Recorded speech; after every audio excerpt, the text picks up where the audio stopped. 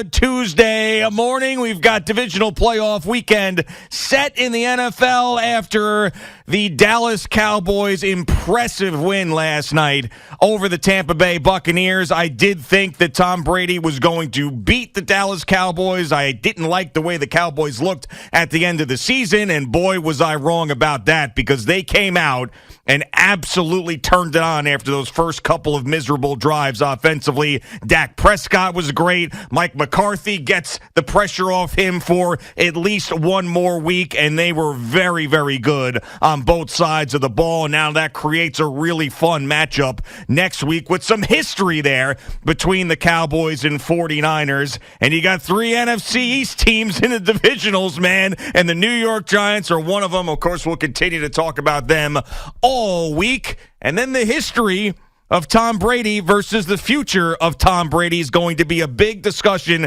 throughout the country this morning. And I really do believe that he will come back next year, and I'll tell you the reasons why. Good morning, Boomer. How are you? You know, I'm a little tired, man. Staying up late and watching all these games is crazy. But I was thinking about the 8 teams that are left. Yeah. Only 2 teams, the Giants and the Jags, really nobody thought would be where they are today. Sure. The other 6 teams, I would make an argument that everybody preseason thought that they would be where they are. And you take a look at the other 6 teams, obviously the Chiefs, the Eagles, the Bengals, the Bills, and then the Cowboys and 49ers. You know, this was almost kind of like chalk at the beginning of the year. I always like to look back and think like what the predictions were, who outkicked their predictions, and things of that nature. And certainly the Jaguars and the Giants are at the top of that list. There's no question about that. And maybe more so the Giants because of the unknown with the new coach and all that other stuff. The Jaguars spent almost $170 million, the most ever by an NFL team in free agency this offseason, and brought in a new coach and is still paying an old coaching staff. So Shad Khan, the owner down there, spent a lot of money. So the 6 out of the 8 teams, I think we all would probably say we expected to be here. Yeah, absolutely. And that's one of the things that I think is good and not good about the NFL is they try to create so much parity, which they have done. But when really push comes to shove, the teams that you expected to get there are in the mix. But you've got 2 teams that, you know, one's got a much better shot than the other, in my opinion, and that's the Giants getting to the NFC Championship game as opposed to the Jaguars. That's going to be a very tough test for them. But if one of those 2 teams ended up winning this weekend and getting into the championship game, that now becomes one of those great underdog stories. It is a great story right now, but we have seen these stories end in the divisional round. The Giants are one of those franchises where it doesn't, though. The Giants have 2 examples of where the story keeps going and going and going, and that's where Giants fans' minds are this morning, that it's not going to stop here. Why would it stop here? Yes, the Eagles have had a good year, but it's not like they are unbeatable, and quite frankly, the way that the draw ended up and the Eagles getting that number 1 seed might be the best thing for the Giants with the way that the 49ers are playing, because I don't want to see them at all if I don't have to. Let's see if the Dallas defense can stop them on offense. And let's see if Dak Prescott, who's coming off one of his best games of his career at the biggest moment in his career, because there's a lot of pressure on that young man going into these playoffs, see if they can deal with the 49ers. I will say this for the New York Giants. When you think where they were 2 weeks ago, and we started to talk about the potential matchup of them going back to Minnesota, one reoccurring theme around that thought was the fact that they knew that they could hang with Minnesota in Minnesota because they had just done it. Yeah. And they had gotten beaten by a 61-yard field goal. Now, I'll also say the same thing potentially here for the New York Giants, because a couple of weeks ago they were in Philadelphia. They didn't play Saquon Barkley. They didn't play Daniel Jones. You know, they didn't play a bunch of other players that were significant contributors for them, both on offense and defense. And they hung with the Eagles. They made it tough on the Eagles to finally win the game. And certainly Jalen Hurts coming back from injury and the way that he played the game, he wasn't all that sharp. I would think that confidence that you had going into Minnesota, you now have that confidence going down the turnpike. And you feel like you can go in there and you can beat this team. It's really hard for a team to beat another team 3 times within a division. It's been done, but it's hard to do it. Yeah, and this is a completely different matchup and challenge for the Giants defense going against Jalen Hurts, because one of the most immobile quarterbacks in football, even though I thought he had a great year, is Kirk Cousins. He does not move around. He does not run. He does not break the pocket. And we're talking about Jalen Hurts, a guy who did it just about as good as anybody this NFL season when he was healthy. So this is a different challenge for Wink Martindale. But, I mean, I think the confidence really comes from, the Giants fan confidence doesn't just come from the history of what the organization has done with different players, but also these coaches. I mean, Brian Daboll and Wink Martindale, it's like, I know Brian Daboll's a first-year head coach, but he's been through so much. And Wink Martindale has been a guy who is, playoff experience just all over his resume. NFL lifers, man. Exactly. So, I mean, that to me, and not that the Eagles don't have a great staff, and Nick Sirianni, I mean, there's something to be said about a guy who had that much pressure on him to get this team to where they are right now and actually succeeding. I mean, there is something to be said about that with the roster that they have. But, I mean, these guys and what they've squeezed out of this team, I mean, that's where I think the confidence comes from. Watch it back at the tape, man. Andrew Thomas is a hell of a player. Yeah. Holy God. He's like their answer to Lane Johnson in Philadelphia. Sure. Lane Johnson's playing with a sports hernia, and it's not easy. And they need him. And he didn't play, and he needed the rest. And it really is basically about pain management and tolerance for Lane Johnson, one of the best offensive linemen in football. I think he made the All-Pro team. So he's a guy to watch closely. And if he's unable to go, that is a big, big loss for them. And watching the way that Thomas and Neal have played here late in the season, they've done a really good job. They have turned out to be bookend tackles, which is exactly what you want. And Thomas is just like taking the next level. He's taking it to another level. I mean, we've talked here for years and years and years about the offensive line of the New York Giants. Yes. I mean, to the point where I think Al was just basically going to quit. He almost quit. I almost sent him on a 6-month sabbatical. Yeah. He said, I can't talk about the offensive line anymore. Well, Al, it's actually completely flipped now. The story and the narrative around them is that they are playing exceptional football. And it helps when your quarterback is playing the way he's playing. Right. So Joe Burrow last year went into the playoffs.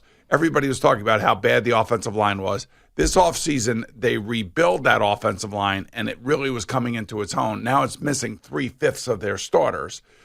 But the quarterback can still manage. The quarterback can still get rid of the football. The quarterback's going to get hit a little bit more, for sure, but he can still get rid of the football, and he's got good wide receivers to make those plays. Daniel Jones, a little bit differently.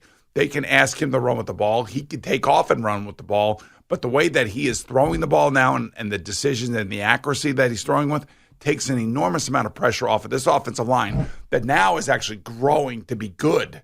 It's no longer a liability for the Giants. Now it is an asset.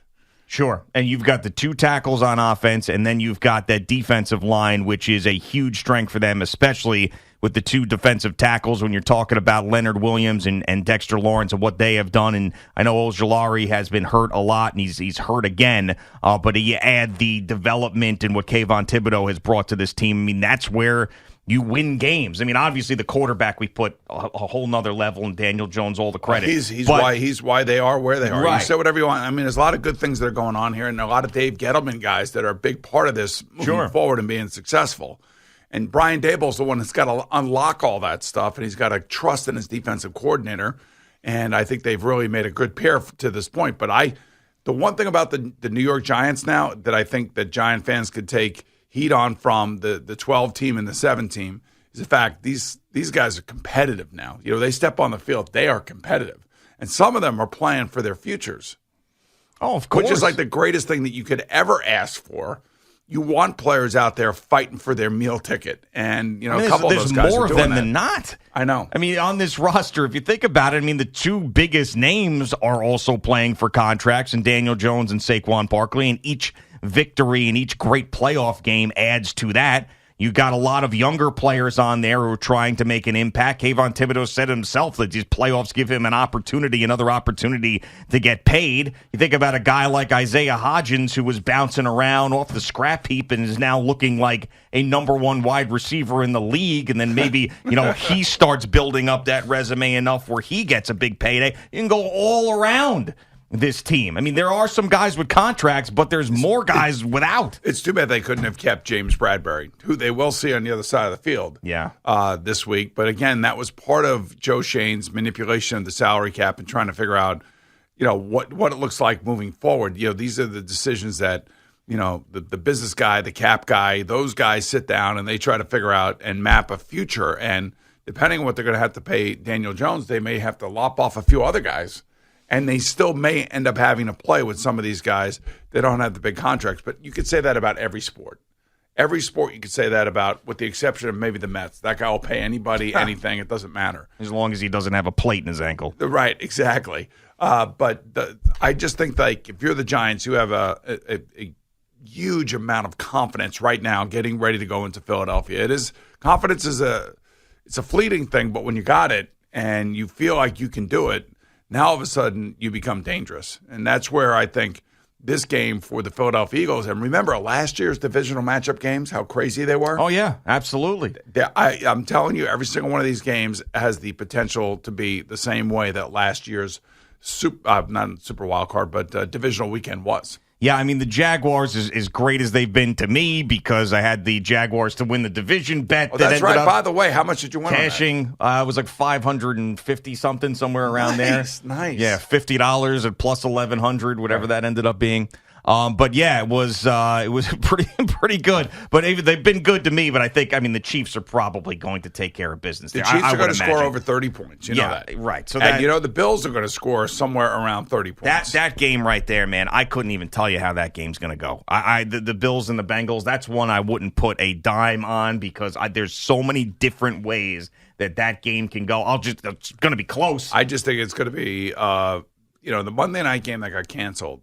That first quarter, first couple series that the Bengals had, the offensive line did a really good job holding back the four-man rush of the Bills. If you go back and you look at the tape, you'll see it.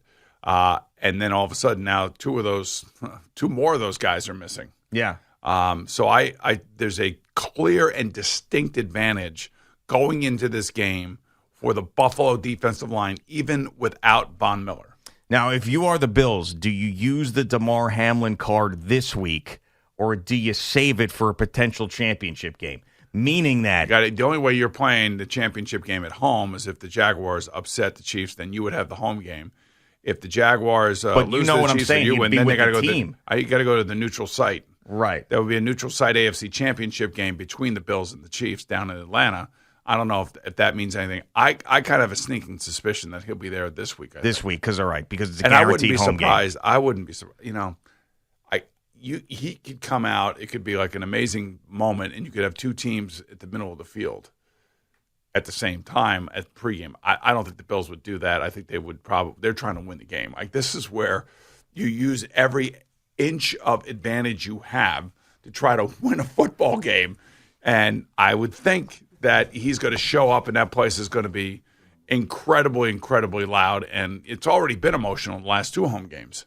Oh, man, it's going to be like this unbelievable scene there in Buffalo. If he shows up. Now, I know that they said last week that he was continuing his recovery, and it was not the right idea to have him at that game. And emotionally for him, especially dealing with a heart issue, I'm sure he's going to be all fired up. Heart and lungs. Right. So maybe they keep him at home. But if they trotted him out somehow in this game, and he's healthy and looking great, and then all of a sudden, all the players come off the field, and they're all in the middle of the field, and they're standing there, and then Damar Hamlin puts on his uniform.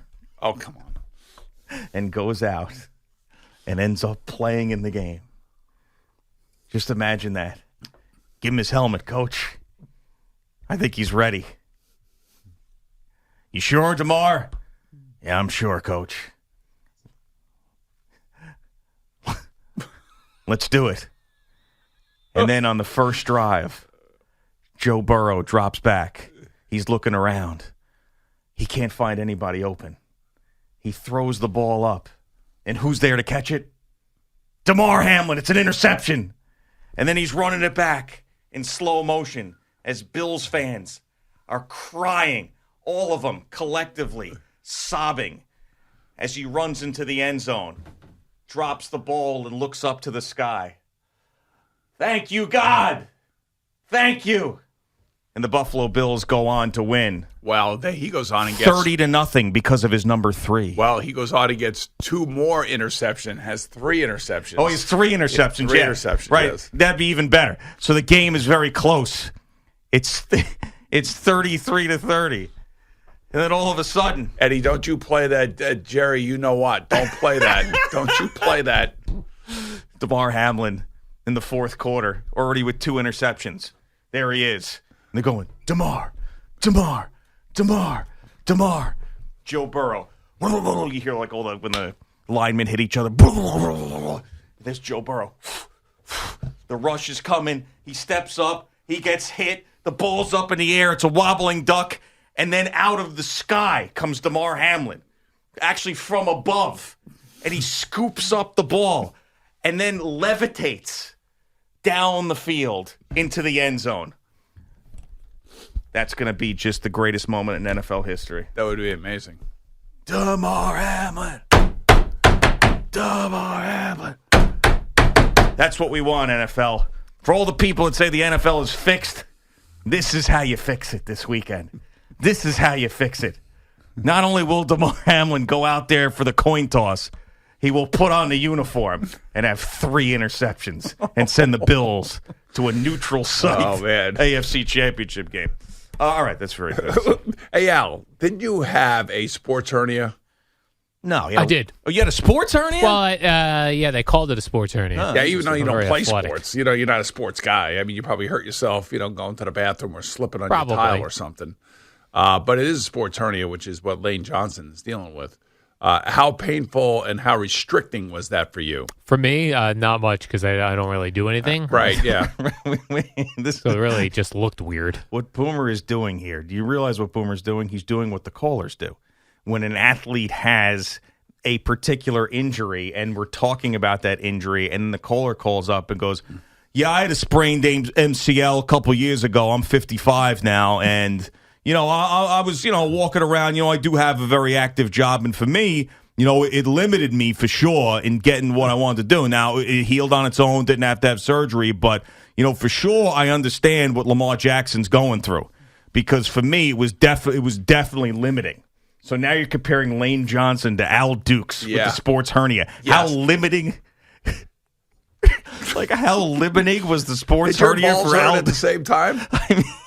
Sometimes. Really? Well, just that whole area felt weird. All right, but any restrictions? No. I was still able to scroll through Twitter and Instagram. Oh, God. All right, it is Boomer and Gio on the Fan and CBS Sports Network. We've got CeeLo in today. We'll get his update in just a couple of minutes.